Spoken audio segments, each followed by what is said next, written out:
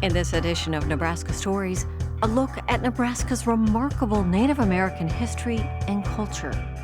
Coming up, a statue honoring the first Native American doctor and the story behind her extraordinary life. The repatriation of land to the Pawnees. And Chief Standing Bear goes to Washington.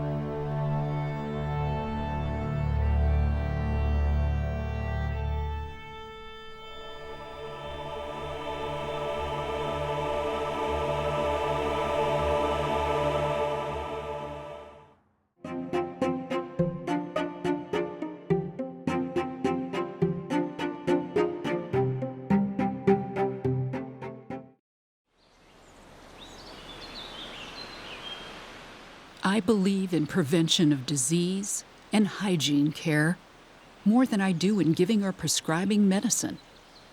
And my constant aim is to teach these two things. Plenty of fresh air and sunshine. That is nature's medicine. To have a hospital back in that time and to have our own doctor to run it, and her being one of us. I'm sorry it was a short life, but look what she was able to accomplish. She built a hospital on our reservation long before Indian Health was even thought of. And those were her principles, you know, fresh air and sunshine. And so to sit on this porch, you know, a lot of good memories coming back to me right now.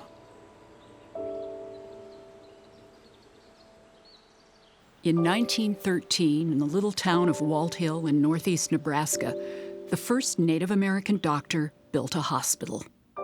Without government support, on donated land, with money she raised herself. Susan LaFlèche Picotte had learned over a lifetime that if she wanted to help her people, she couldn't depend on anyone else. I was just a girl when I went to comfort a woman who was very ill. A messenger went for the agency doctor, but he never showed up. The woman died in agony that morning. It was only an Indian, and it did not matter. It was a death that changed her life and drove her to accomplish the seemingly impossible. She was just being true to her Omaha culture. Our name Omaha means to go against the current. We traveled against the wind very often and traveled upriver. We tend to keep to our traditions and try to hang on to those, but at the same time we are changing. Susan LaFlèche was born in a buckskin teepee just 2 months after the assassination of Abraham Lincoln in 1865. When a child is born, the parents give the child a name 4 days after birth, and the child is introduced to the four directions and to the Creator. But the Omaha world was changing. Unlike her older sister, Bright Eyes, Susan was never given an Indian name. Their father, chief of the tribe, wanted his youngest daughter to go far in the white man's world. The son of a French trader and Indian mother, Joseph LaFlèche, known as Iron Eye, had been to Washington, had seen the coming flood of white men. He knew the old way of life would not last.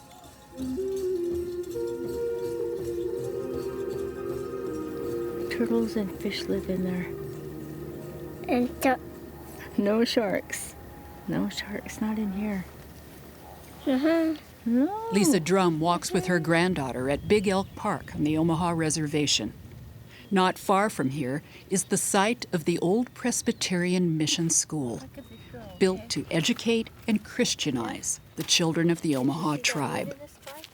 That was probably the first schooling that our Indian kids had, and it was close to home, but miles away, lifetime away. So it was a sad time for our kids, but we had to change. There wasn't anything to do but change. Joseph LaFlèche sent all his children to the mission school, including his daughter Bright Eyes, destined to become a crusader for Native rights, and his son Francis, who would grow up to become a famous ethnologist. I learned most of what I know about that through reading Francis LaFlèche's memoir called The Middle Five. And this is Francis's memoir of being a child and going to that mission school. He's part of this LaFlèche family. He's part of this group of people who believe that we need to adapt in some way to the white world to get on and to survive. And yet, boy, that book is really hard to read. The cruelty he documents in there of the teacher to the little boys and little girls at the school. 10 years after her brother, Susan went to the mission school. I can't say as I learned very much, she remembered. For sometimes the teacher used to put a newspaper over his head, calmly lean back in his seat, and repose in placid slumber. She became a devout Christian and learned English quickly, which pleased her father. I think that he knew that intellectually the Omaha could survive and compete and overcome. If only we had that education that would allow us to do that. In 1879, when she was just 14, Susan LaFlèche and her older sister Marguerite stepped on a train and went east to the Elizabeth School for Young Ladies in New Jersey. Their father told them not to look back. "My dear young daughters, do you always want to be simply called those Indians? Or do you want to go to school and be somebody in the world?"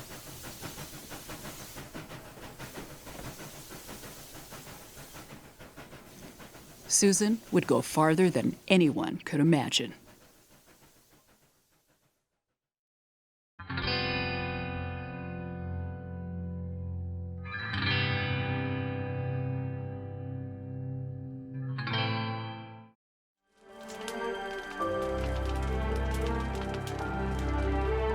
The story goes that there were two stars. They called them the evening star, which was Venus, the female, and then a morning star, which was Mars. So when they get together, they made the first Skeety, which was a girl. She was brought down here on a tornado. The first male was created by the sun and the moon. And of course, we all know when they get together, it's an eclipse.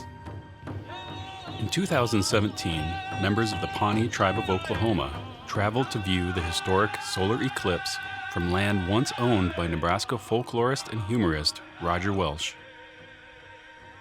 There were 16 tents and camps down here, and we had ceremonies going on down at the river and ceremonies here and up on the hill in different ways of celebrating the eclipse.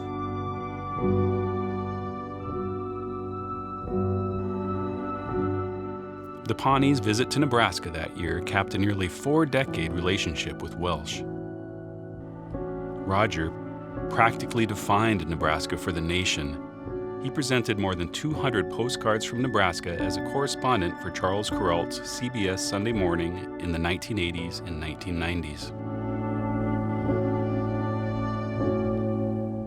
In 2007, Roger and his wife, Linda, did what few descendants of European immigrants have ever done in the 500-year history of America. They returned their land to its original owners. Every means known to man was used to acquire Indian property during the growth of our nation. But Roger, despite that great lengths that the country went to get our land by hook or crook, by force of arms, he undercut all of that by simply returning it back to the Pawnee people.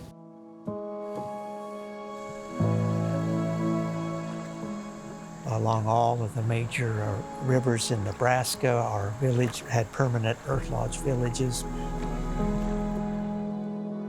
where we grew mother corn and followed the herd 3 months in the summer and then a winter hunt. So that was a vast indigenous homeland that we had when the world was young.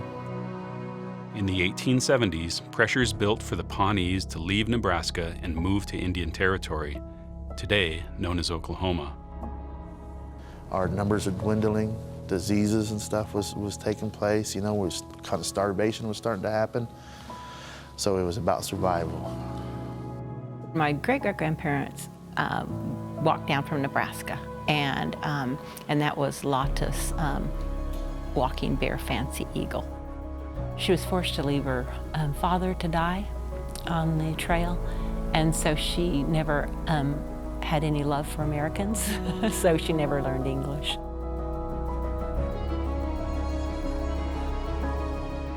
When we came to Nebraska, it was a real time of depression, for our folks here.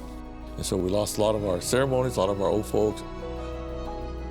While the Pawnees struggled in their new home, settlers in Nebraska began unearthing the homes they had left behind. We had no sooner left than people started digging up our cemeteries up there and carting the remains off to federal and state universities and museums. We were told that, you know, their spirits can't rest and there was consequences. And we felt like it was real imperative to get our ancestors back and then be at rest. In 1988, the Pawnees decided to act. They wrote to the Nebraska State Historical Society seeking the return of their relatives. I was one of the attorneys that were involved in negotiating with the Nebraska State Historical Society and to get our remains. It was on the board, the highest thing I'd ever aspired to. And the Pawnee, Winnebago, and Omaha came asking for their remains off the shelves. The Historical Society said no. At the present time, there is really a lack of protection for unmarked burials, and there is no protection for or procedure for the proper treatment of Indian dead. Everybody on the face of this earth is allowed to be concerned about what happens to the remains of their ancestors, can be allowed to regard those remains with respect, veneration, or whatever it is they feel, to put together appropriate ceremonies, except the indigenous population of this country. And the purpose of this bill is to correct that. Are we digging up any pioneers? Are we digging up anybody on the Oregon Trail to see what they died of? What kind of things were they buried with? No, we weren't, and that idea was ridiculous too. The more rude the other people got to be, and the more I saw this kicked me over the edge. He was an enemy at first, but what really shined was when he resigned off that board. That spoke volumes right there, you know, and we realized, hey, you know, we do have an ally. Almost lost my job. The governor attacked me. The State Historical Society attacked me. The legislature attacked me, but I knew it was on the right side. Finally, after a bitter fight, In 1989, the Nebraska State Legislature became the first legislative body in America to pass a law to protect Native American graves and return remains to tribes. We'd go to the museums or the universities, and then we would go into the rooms and look over the inventories, and lots of times we would go to the storage facility. It makes you think when you have a little skull that big, you know, a child, and you have to put him down, you know, and they're usually in just little brown sacks or some kind of wrapping paper. Eventually, the Pawnees were able to regain thousands of their relatives from the storage vault of the Nebraska State Historical Society. But then they faced a new issue. Where would they bury them?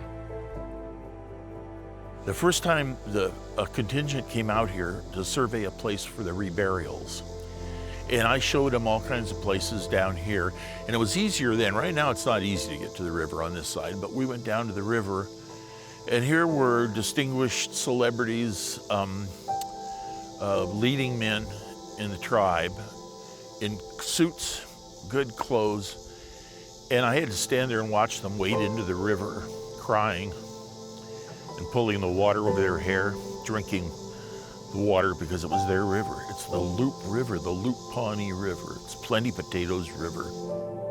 That was like a healing type deal because of that river, the Loup River. That's where, our ancestors lived all up and down that river. I got home that night and Linda and I looked at each other and said, they're not visiting us on our place. We're visiting them on their place. And that sealed it. So we were going to leave it to them in our will. And then they needed a place for reburials. And it was Linda's idea. She said, why don't we give it to them now? And that way, instead of missing all the fun because we're dead, we can be here and celebrate with them all of these things. And boy, it's been that way.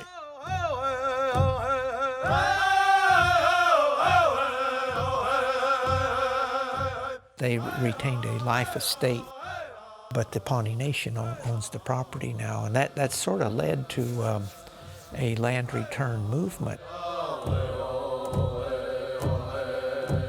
We have made him an honorary member of the Pawnee. Gave him a Pawnee name. Paritaka, that means white Pawnee. And he likes that name.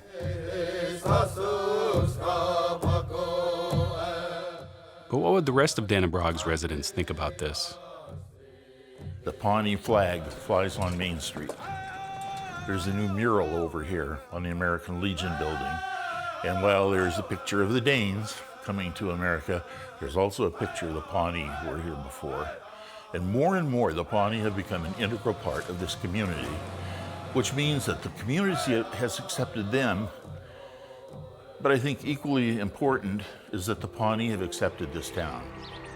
It's not just the land that's, that we've received, back, and it's the relationships, that we've developed in doing that with Roger. And so many people who have, been raised here or raised, somewhere else, and they go to Nebraska and they're Pawnee, they feel that connection. That very, very strong connection to the land and to the water. We really do have a strong desire to not only maintain the homeland ties, but to really look into what it would take to have a government presence in Nebraska again.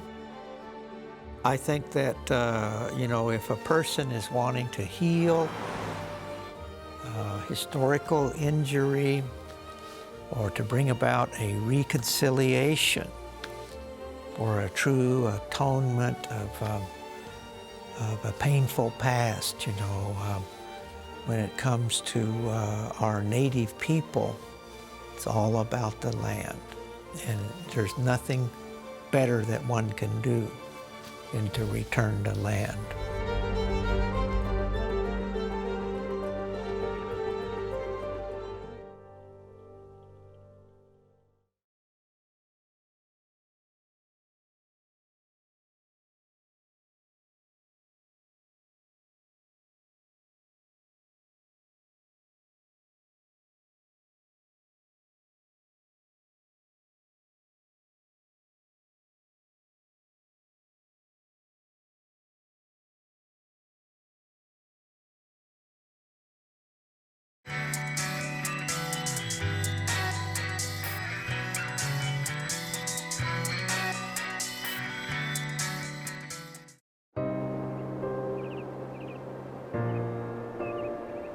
The U.S. Capitol, September 18, 2019.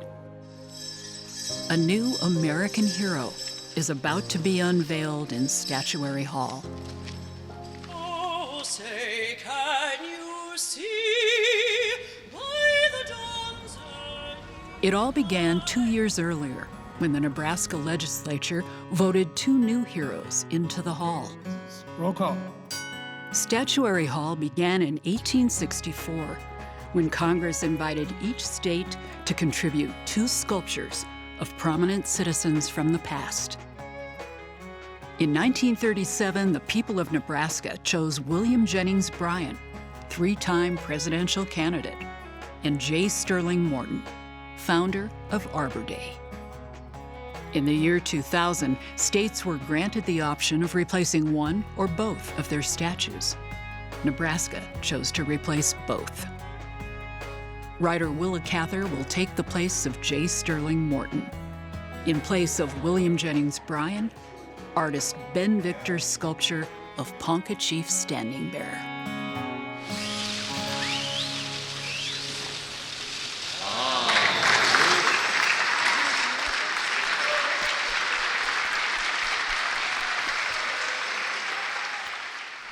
It's an honor to be here today to recognize a Nebraska hero and one of the most important civil rights leaders in our country that almost nobody knows about.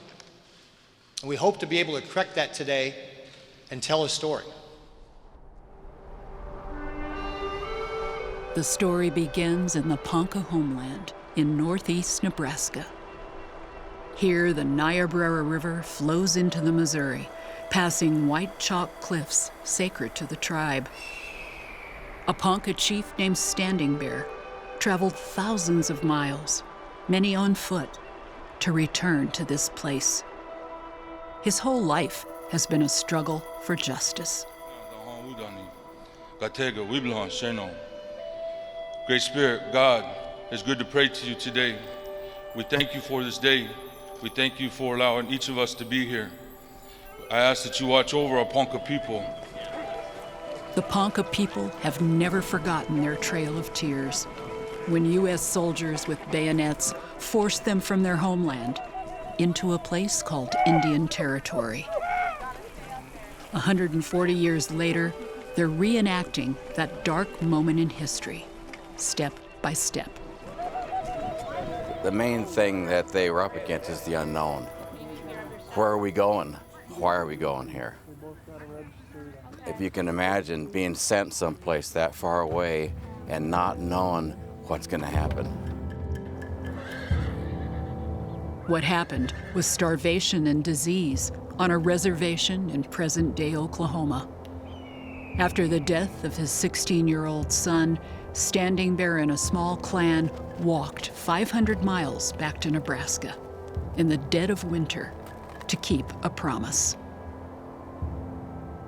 He defied those orders when he was in Oklahoma to come back up here, not only to bury his son's bones, but the blood of his people and the people before him ran in this ground.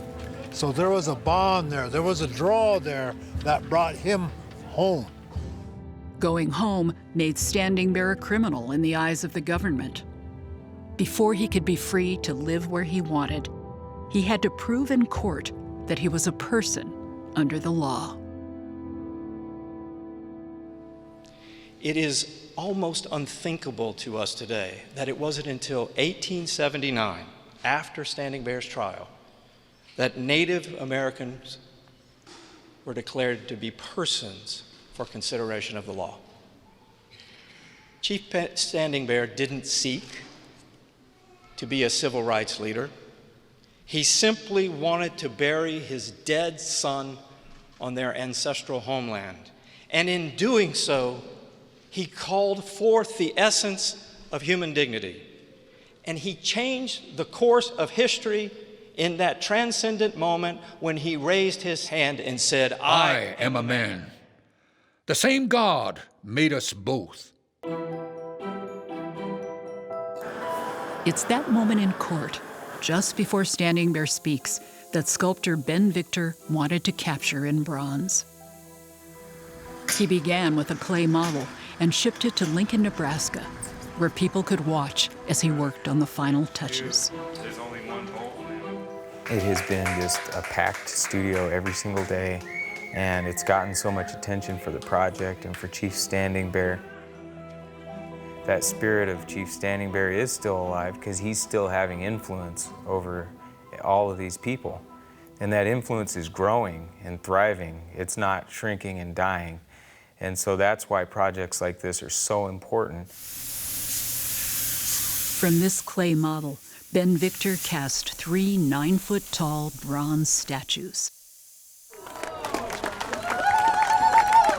The first was unveiled in Lincoln's Centennial Mall. The second stands on a hill in the Ponca homeland, where Standing Bear died in 1908. He was my great-great-great-grandfather, and that's how I knew him growing up. He was family. Just being on the grounds, having the cemetery close by, having Standing Bear's statue up on the hill, I just feel so close to him. He's here in spirit.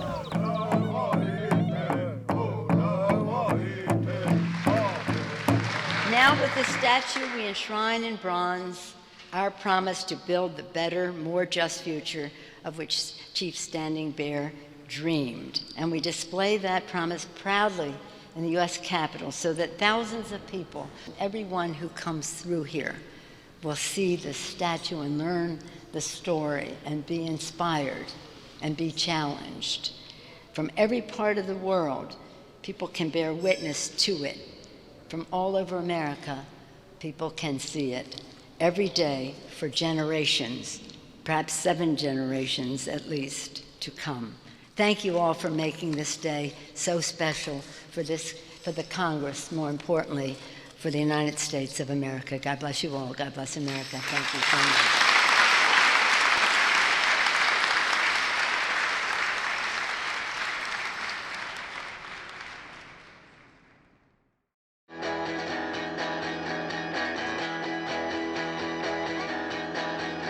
Watch more Nebraska Stories on our website, Facebook, and YouTube. Nebraska Stories is funded in part by the Margaret and Martha Thomas Foundation.